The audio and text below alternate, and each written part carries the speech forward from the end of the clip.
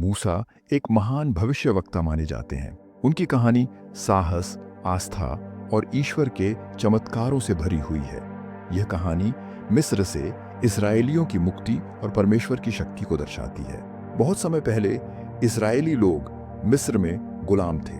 फिरौन, मिस्र का राजा, इस्राएलियों की बढ़ती संख्या से डर गया और उसने आदेश दिया कि हर नवजात यहूदी लड़के को मार दिया जाए। मूसा का जन्म।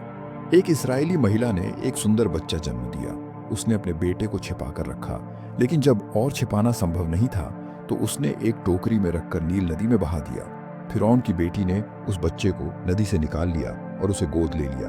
उसने उसका नाम मूसा रखा, जिसका अर्थ है पानी से निकाला गया।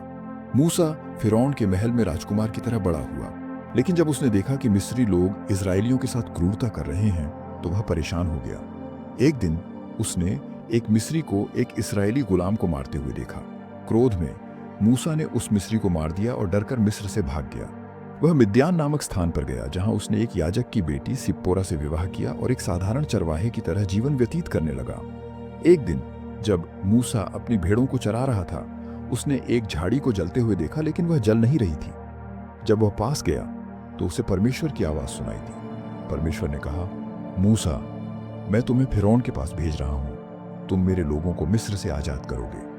पहले तो मूसा डर गया, लेकिन ईश्वर ने उसे आश्वासन दिया और कहा कि वह उसके साथ रहेगा। मूसा अपने भाई हारून के साथ फिरौन के पास गया और कहा, परमेश्वर कहता है, मेरे लोगों को जाने दो।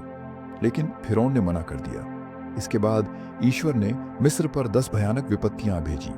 1, पानी का खून बन जाना 2, मेंढकों का हमला 2, जुओं की बाढ़ 4, मक्खियों का आतंक 5, पशुओं की महामारी 6, फोड़े फूंसी 7, ओले गिरना 8, टिड्डियों का हमला 9, अंधकार छा जाना 10, मिस्र के हर पहलौठे, पहली संतान की मृत्यु।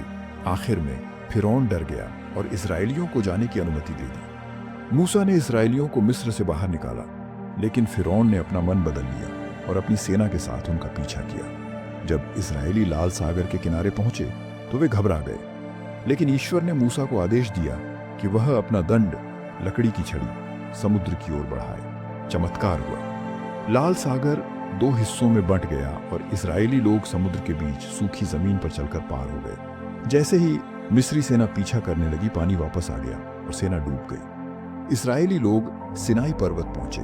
वहां नाम का अपमान मत करो। 4, विश्राम दिवस सप्त को पवित्र मानो। 5, माता पिता का आदर करो। चाहते हैं हम आपके समय और समर्थन के लिए दिल से धन्यवाद करते हैं। मिलते हैं अगले वीडियो में, तब तक के लिए बाय।